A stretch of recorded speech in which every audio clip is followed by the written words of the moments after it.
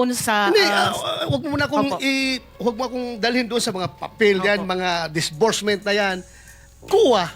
Kung mag-post audit kayo, di ba pupunta kayo sa area, tingnan nyo kung saan ang project. Yes po. O ngayon, hindi nyo nakita. Ano, hanggang kuan lang kayo? Hanggang disallowance lang kayo? O hindi nyo nakita. O ano ngayon? So, hindi ba papilin nyo yan as commission on audit na mag-file lang kaso? Yes po, Your Honor. Yun po yung susunod na hakbang Ay, susunod po ng kailan pa COA. susunod? Kasi, Kasi naubos na ang pera ng gobyerno ito, nabayaran na lahat itong project na ito na hindi nagawa. Mr. Chair, excuse me. Mr. Chair, because the last time I was here, I was only allowed 2 questions by you. And yet, mga kasamahan ko rito, bilang respeto sa mga kasamahan ko, they were allowed na 1 to sawa. Dapat maging fair ka, Mr. Chair. Pag sinabi mong 2 questions, 2 minutes talaga, you have to stick with it. You're not being fair, Mr. Chair. I am fair kasi nandito ka sa... No, kasi nung last time, sabi mo sa akin 2 questions lamang. Sabi mo 1 question. Sabi ko, tinitipid mo ako, sabi mo 2 questions. And now, pinapayagan mo kahit na ilang questions. Be fair, Mr. Chair.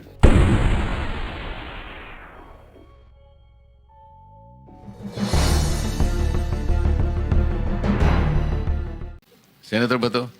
Thank you, Mr. Chair. Mr. Chair, may I request the presence of MG Samidan Construction? Dito ba? I was informed I'm here, Your Honor. is around. MG Samidan. Ay, yes, ma'am. I'm here for Your Honor. Since your registration as a corporation with SAC in 2019, your paid-up capital up to now remains 250,000. Yet, based on news reports, you bag a total of 5.022 billion pesos worth of flood control projects. Paano niyo po ito nagawa? Sa loob lamang ng 5 taon, mula sa 250,000 pesos, ngayon bilyon-bilyon na po ang inyong naging proyekto sa flood control. Your Can you Honor, explain to this committee, please? Yes, Your Honor, if I may. Yes. We are a sole proprietor company. We are already 34 years in the business po sa construction. In 1991, it was started by my husband as a authorized managing officer.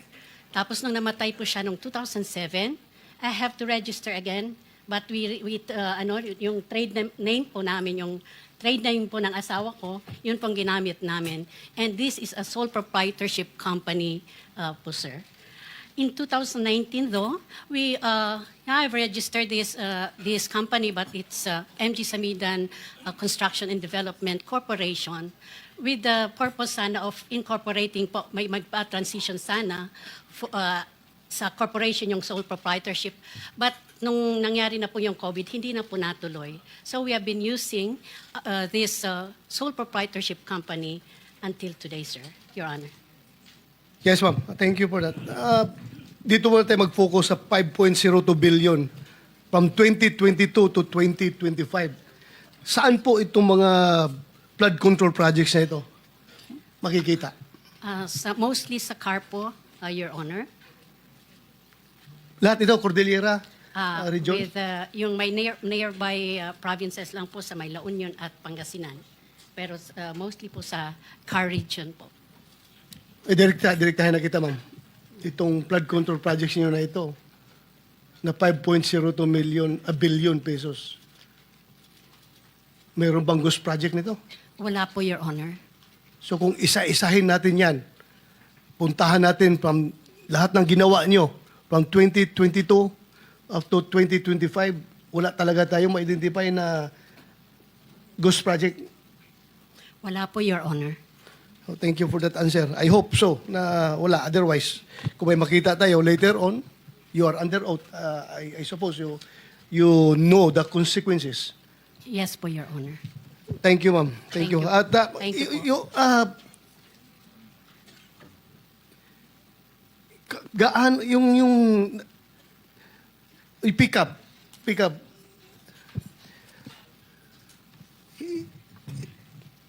yung accreditation ninyo na ganito, nag-start lang sila sa 250,000 pesos. Hindi kayo nagulat na within a span of 2019 Tapos pagdating ng 2022, 3 years. 2019 to 2022, 3 years. Biglang nakakuha sila ng billion-billion na projects. Hindi ba kayo nagtataka nito? Your Honor, PICAP doesn't have an idea regarding the projects that a certain company secures. Like I said, we are not... Di ba kayo ang mag-accredit ng ano yun, yung 1 star, 2 star, 3 star, 4 star, gano'n ba yun? Yes, sir. We do the accreditation in terms of category and ARCC, but it is the basis for the implementing agency to qualify that particular contractor on the basis of the categorization and the ARCC. Categorization from E to quadruple A is a measure of the capacity of a contracting company. But like medium A, small a, large B is a measure of the capability of the company. So that means that even if you are a quadruple A company, if your ARCC is small a, then you cannot do billions and billions of projects. And for example, medium A is only until 150 M. So that is on a per contract basis, Your Honor. So every time they bid, they're only allowed to bid for a project until 150 M. Chairman, I think the Yes. question of Senator Bato, with a company having a 250,000 paid up capital,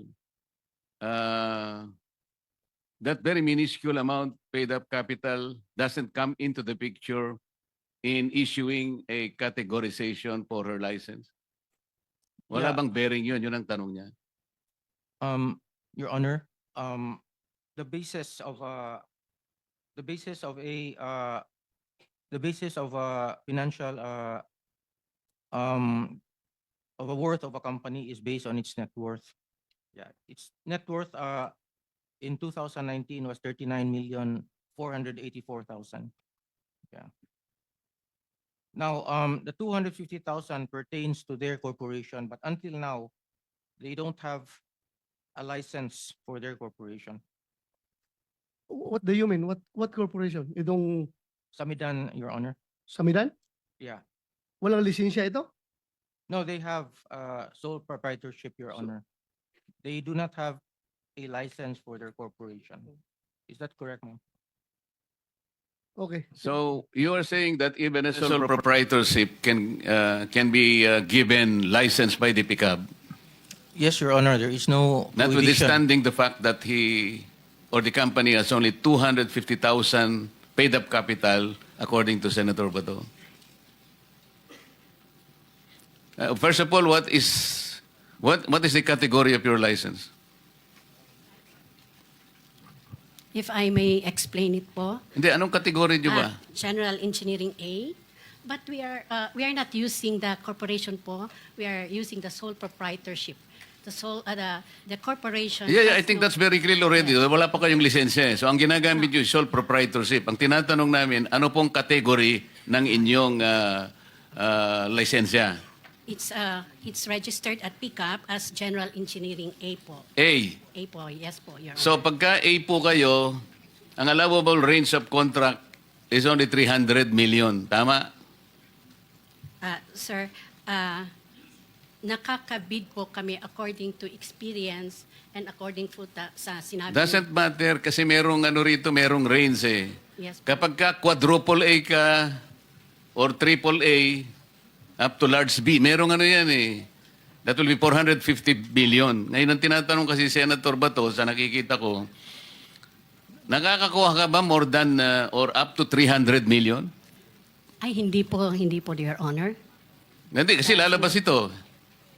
Yes, as You are under oath kapag napatunayan na with your category A, nakakuha ka ng more than 300 million, then you will be charged as lying. Baka makontempt ka. So nakakasiguro ka na hindi ka nakakuha ng 300 million? isang single project po yun, Your Honor. Di ba yun ang usapan, Mr. Chair? Yes, sir. For For a category A contractor with an equivalent size range So, of medium B, they can ang bid up sinasabi to niya, hindi 300 siya nakakakuha ng more than 300 million. Tama? Na single project po, Your Honor. Senator, Yeah, just be sure, ma'am, kasi within a span of 3 years, 5.022 billion. Pag didetalyahin natin yan, baka mamaya may lalabas dyan na more than 300. I'm just cautioning you. kasi pag ang ginawa mo, binrecap mo, ito yung splitting of contract. Halimbawa, 500 million.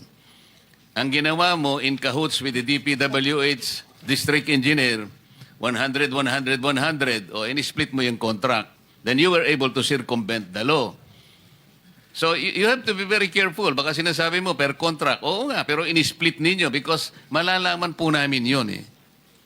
In the end, you will be confronted with the reality na nagsinungaling po kayo dito. Kaya sinasabi namin kanina pa, yung totohanan lang.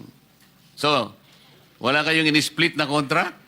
Wala po, Your Honor. O sige, tingnan natin. Senator, Yeah, Mr. Chair, according to records, ma'am, you have 58 flood control projects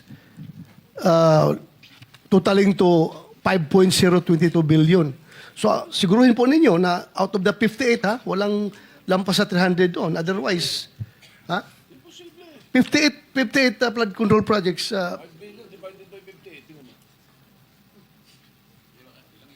Dali lang. Imposible, Mr. Chairman, imposible. 5 billion, 5 billion divided by 58. Oh. let me help you, madam.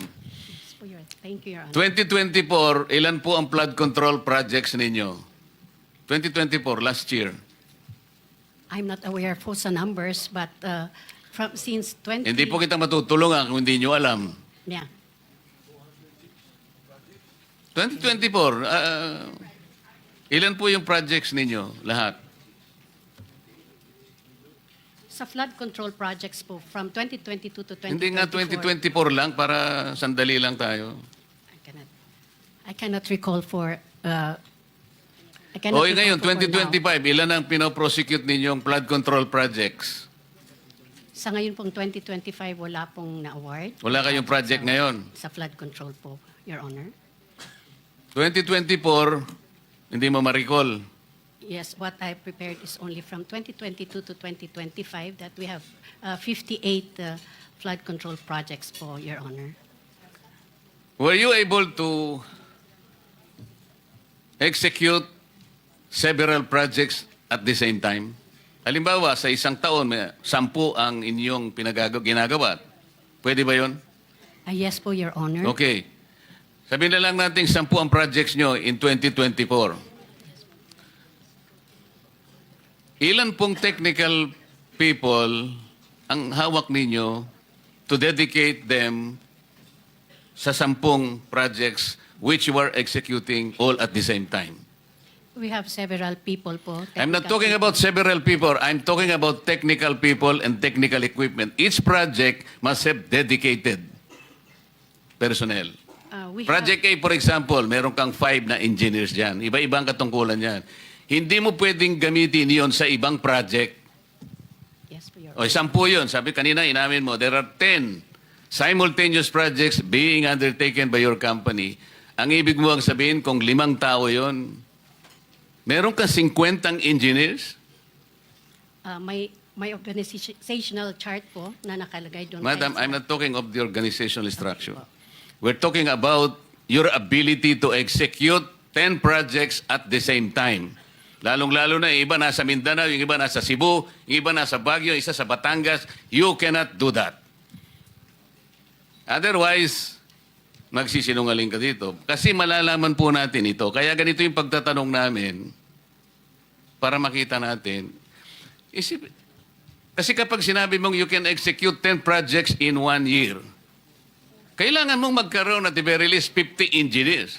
Kasi ang gagawin ninyo, yung nakadedicate sa Project A, yun din ang Project B, Project C. Hindi po pwede yun. Sa kontrata po at sa batas, hindi pwede yun. So kung meron kang 100 engineers sa pool mo, babayaran mo lang ba ng 100,000 ng isang... You will have an overhead of about 10 million per month. Hindi kakayanin ng isang kumpanya yun. So lilitaw po at lilitaw. Yun po yung tinatanong ni Senator Bato. Sir, continue. Mr. Chair, 58 within 3 years. So hindi lang 10 yan kung divided by 3 yung 58. Example, ha? Thank you. 10 example lang, sasabit ka na eh. Yeah, thank you, Mr. Chair. With the indulgence of the gentleman from Davao, Mr. Chair, may we invite the Government Procurement Policy Board or GPBB? Kasi po, Mr. Chair, dito po sa listahan na hawak ko rito, isa si MG Samidan Construction na sinasabi sa GPBB ay may poor, unsatisfactory CPS rating. Yan po ang sabi at ilan pa mga kumpanya rito. So can we invite them? Kasi ang tanong po, na blacklist na pala ito kasi ang sinasabi po dito, ang guidelines po ng GPBB, pag ikaw may unsatisfactory na performance or poor CPS rating, dapat ikaw ay not allowed anymore to join and receive flood control projects. So may we invite this board para magpaliwanag kasi kasama po si Samidan doon, sir, na sinasabi na had poor, unsatisfactory CPS rating at iba pang kumpanya, Equiparco, kasama din po, Tiki, Alertiki, Hightone, Road Edge, Sunwest, Legacy, EGB Construction. Ito po kailangan siguro may magpaliwanag dito bakit pinapayagan na makatanggap ng flood control projects when in fact, they were already deemed yung kanilang proyekto unsatisfactory, Mr. Chair, at bakit nakakuha pa rito ng proyekto mula sa DPWH, Mr. Chair. So may we invite the GPBB to join us on the next hearing, Mr. Chair. Yes, Mr. Senator. And before we continue, let me acknowledge Senator Mark Villar's presence. So, continue, Senator Bato. You Yes, have last still, question, Mr. Chair. Last question. You still have 1 minute. Yeah. Andito bang COA? Sinong COA representative? Morning po, Your Honor. Yes, ma'am. This is on ghost projects already paid. BIR Commissioner Romeo Lumagi Jr. said contractors found guilty of under-declaration or evading taxes will not be issued updated tax clearances, effectively disqualifying them from future government projects and suspending settlement of their current contracts. He addressed reports on ghost flood control projects, which the government had fully paid for and declared as completed, but which, upon subsequent verification and validation, were discovered to have never been actually constructed or physically undertaken.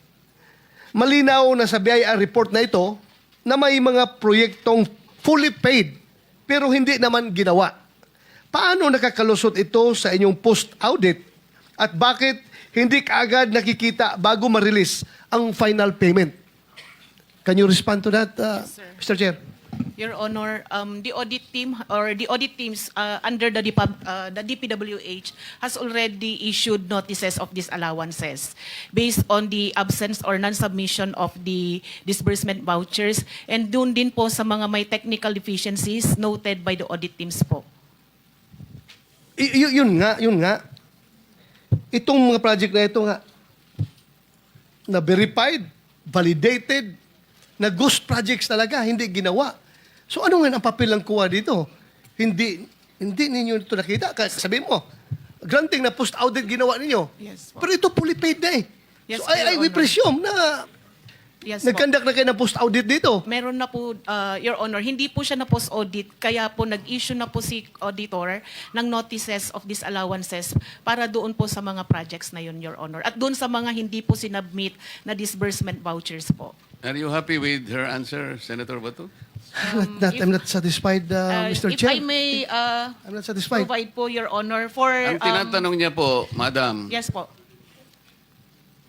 paano nyo inaudit yung ghost project? Yes, Your Honor. Doon po sa case po kasi ng Bulacan, Your Honor, marami pong hindi na-submit na disbursement vouchers. So, hindi naman, kahit several... Ang ibig nyo sabihin, nagdidepende lang kayo sa mga papeles, sa dokumento? Hindi po, Your Honor. Kaya nga po, dahil hindi po sila nakapag-submit, nag-issue na po ang audit teams ng notices of disallowance. Hindi Kayo, po, mahirap, Mr. Chair, mahirap na puro lang tayo notice of disallowance na klarong-klaro na ito na ghost project. Yes, Wala- Your wala- Honor. wala ba- Yung hindi po kasi pag-submit ng account, sir, or yung disbursement vouchers, pwede pong kasuhan din yung mga persons liable na hindi nag-submit doon sa... Hindi, wag mo na akong Opo. wag mo akong dalhin doon sa mga papel yan, Opo. mga disbursement na yan. Kuha. Kung mag-post audit kayo, di ba pupunta kayo sa area, tingnan nyo kung saan ang project. Yes po. O ngayon, hindi nyo nakita. Ano, hanggang kuan lang kayo? Hanggang disallowance lang kayo? O hindi nyo nakita. O ano ngayon?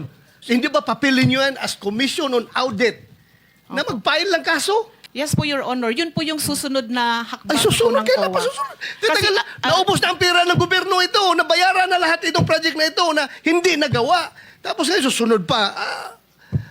I am so, alam mo, yung mga tao na nanonood sa atin, sabihin nila, kaya pala naglipa na yung ghost projects dahil yung kuha, kabagal kumilos. Hindi po, Your Honor.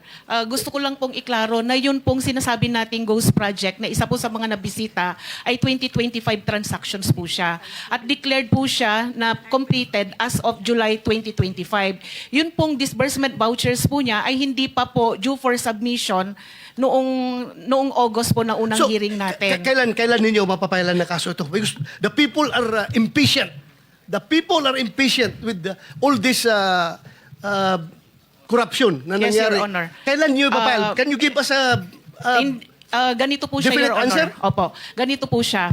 Di ba po kasama po siya doon sa ating special audit. Sa ngayon po, fina-finalize po yung audit highlights natin sa special audit.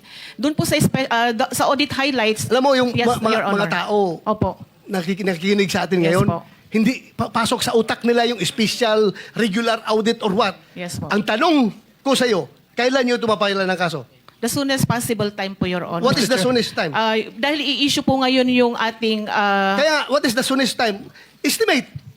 this month po, Your Honor. This month. Opo. Mapailan nyo ito ng kaso? Opo. Ngayon, sino ang pwede nyo papailan ng kaso? Sir, based po doon sa audit, sir, yung mga... yung mga persons liable po, pwede pong management officials ng DPWH at ganun din po yung mga contractors po. Mr. Chair. So this month, Interjection, Mr. Chair. if I may. Sir, excuse me. Akala ko ba meron time limit dito kasi marami pang mga nakapila. 1, 2, 3, 4, 5. And then by 2 o'clock, ano na tayo, adjourn. So, As a matter of paano fact, your pa 5 natin minutes, sir, ma- is finished already. So, okay. Thank you. But Thank you, may, Mr. may I interject with the indulgence of Senator Bato, Mr. Chairman? If I may, in the same topic, Mr. Chairman, with regard to COA reports, Mr. Chairman, if I may, just a few queries, Mr. Chair.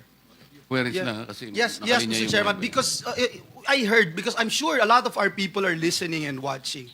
Very interesting yung ni-raise ni Senator Bato. Ma'am, from COA, what's the difference between fraud audit and yung audit highlights? At binabanggit nyo, matatapos na po ito. Is that correct? Because that's the reason why the chairperson of COA is not here today, because he's finalizing it today. Am I correct, ma'am? Your Honor, opo. Yung fraud audit po, ang result po ng kanyang, or report po na lalabas, ay yung pong audit highlights po natin. The audit highlights would contain the significant or yung key takeaways po doon sa ating fraud audit, wherein the nature of the alleged fraud and the persons liable, at saka yung mga gathered po na evidence, ang lalamanin po ng ating highlights.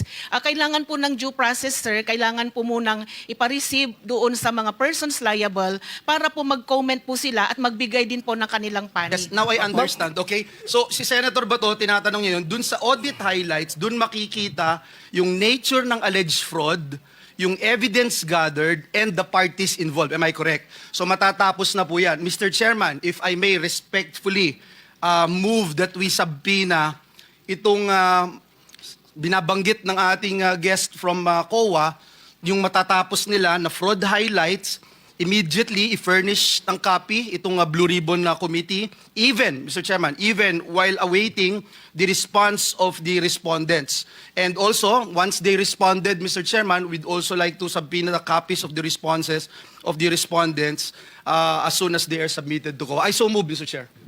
Mr. Chair, Mr. Chair, excuse me. Mr. Chair, because the last time I was here, I was only allowed 2 questions by you. And yet, mga kasamahan ko rito, bilang respeto sa mga kasamahan ko, they were allowed na 1 to sawa, Dapat maging fair ka, Mr. Chair. Pag sinabi mong 2 questions, 2 minutes talaga, you have to stick with it. You're not being fair, Mr. Chair. I am fair kasi nandito ka sa... No, kasi nung last time, sabi mo sa akin, 2 questions lamang. Sabi mo 1 question. Sabi ko, tinitipid mo ako, sabi mo 2 questions. And now, pinapayagan mo kahit na ilang questions. Be fair, Mr. Chair. Teka muna, bago tayo magkaroon ng impression na walang fair dito. Noon, sinabi ko na in the earliest statement na nag-uumpisa tayo noon at kinakailangan nating mabakate ang plenary at exactly 2:15, kaya tayo nagmadali. Kaya naman sabi ko sa inyo, pasensya na muna. Ngayon, sa dami ng gustong magtanong, kaya binigyan natin ng tigpa 5 minutes ngayon. Kaya lang, I am following a schedule here. Ito pa yung nandito kung wala na si Senator Marcos, tapos ka na. Mr. Chair. Mr. Chairman, Chair, I akala ko made po a ako motion, yung sunod Mr. kay Chairman. Senator I De La have Rosa. a pending motion, Mr. Chair. I second the motion. And Hindi, duly kasi seconded, Mr. tapusin Chair. muna natin yung bitin na kasi hindi tayo, na para tayo nagpapatintero, Madam Kowa eh. Ang tinatanong napakasimple lang, paano yung inaudit yung ghost? Bago po bayaran ng COA yan, pipirma ang resident auditor. Pati yung area auditor ninyo, meron kayong area director eh. Ibig nyo sabihin na bayaran ito nung walang pumirma na auditor? Your Honor, ganito po yung procedure natin. Wala na po tayong pre-audit, kaya po ang nagbabayad ay ang pumipirma na lang po. Wala akong Vice pakialam sa President pre-audit. I'm not asking you about the pre-audit. Meron kayong post-audit eh. Yes, Your Ito Honor. nangyari, ghost project eh. Opo. Tapos na tapos pero walang nangyari. Ang tinatanong namin sa iyo, sino ang pumirma? Bago mapirmahan nyo, merong certificate of acceptance, merong certificate of completion, pipirma ang resident auditor. Hindi po pipirma ang resident Anong gagawin ng auditor, Your COA? Honor. Post-audit nga lang po. Kaya po... Ano nga yung post-audit? In your charter, Opo. magkaintindihan tayo. Ito yung inyong charter, sample of services listed in COA Citizens Charter. Financial audit, performance audit, compliance audit, fraud audit, special audit, notice of disallowance, notice of charge, notice of suspension. Among these, alin ang akma doon sa performance ng contract? Opo. Nasaan kayo? Papasok po siya sa compliance, sir. Sus Mariosep, Opo. wala nga compliance eh. Ganito po, Your Honor, marami pong observation ng mga auditors natin pagdating po sa compliance nila sa procurement. Sinong mag-a-avail ng compliance? Sino yung auditee? DPWH po sa case po natin ngayon, Oo. Your Honor. So anong nangyari? Marami pong observation ng mga auditors natin, sir, pagdating po sa compliance nila ng 9184. Kapag ba ang chairman mismo ang pumunta rito, he can present better questions than you, answers than you? Pareho lang din po yung isasagot, Your Honor. Kasi ganun Pareho po yung ang proseso isasagot. natin. Opo. O, sandali lang. Let us follow the... Mr. Chair. Mr. Chairman, Mr. Chair. I'm now being tempted to raise a point of order, Mr. Chairman. I made a motion, duly seconded, Mr. Chairman, kasi nga kung... to subpoena, Mr. Yeah. Chairman, today, Mr. Chairman. I'm asking it today because they said they if that finish will it help us, today. okay. Any second? Second. Yeah, it was already seconded, Mr. Oh, there's a motion and there's second. The motion is approved. Then let's Thank you, continue Mr. with the questioning. Mr. Chair. Sir, kasi yung 5 minutes ko, maraming sumingit. Last na lang, isa lang. Hindi, kasi maiksi. hindi naman kakaano itong mga kasama natin. Yeah, with the permission of Baka mamaya Senator sabihin Tolpo. na naman, unfair Senator tayo. Tolpo, maiksi lang. Maiksi lang. Ha? Di ba, Mr. Chair? Kasi ang ako sabi yung ng, susunod? Mr. Chair, sabi ng COA, Teka muna, with the permission of Senator Tulfo. okay lang? Clarification, Mr. Chair. Akala ko po ako yung Oo nga, kasunod kayo na po ang ni susunod. Senator Kaya De La lang, ang Rosa. daming ayaw pang bumitaw. Wala Hindi, tayong hindi. mga- Hindi ho, Marami naghihintay kayo naman po last ako. na to, last. Tinatanong ko Oh, lang po yung last. sequence. And then Salamat, last, Mr. and then Chair. Senator Risa. Salamat, Mr. Chair. Pagkatapos wala na si Senator Amy, Senator Rapi. Yeah. Sandali lang, ikaw na muna. Thank you, Mr. Chair. Mr. Chairman, considering that this representation is part of the leadership, Okay. Yeah, priority, can we find priority, out, Mr. priority. Chairman, Okay. the list of... Last question, then Senator Risa.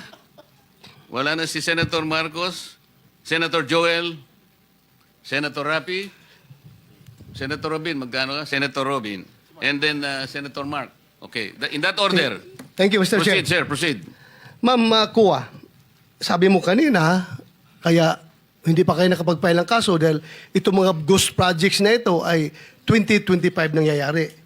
Am I correct? At you need time para...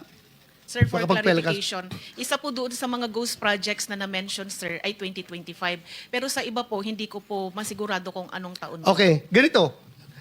According to COA Annual Audit Report 2023, 2023 ito, it was observed that various infrastructure projects with aggregate cost of 5.716 billion were declared as 100% complete on the report on publicized government programs, projects, and activities, and project status monitoring reports of DPWH implementing offices despite the deficiencies or defects noted upon actual inspection and validation thereof.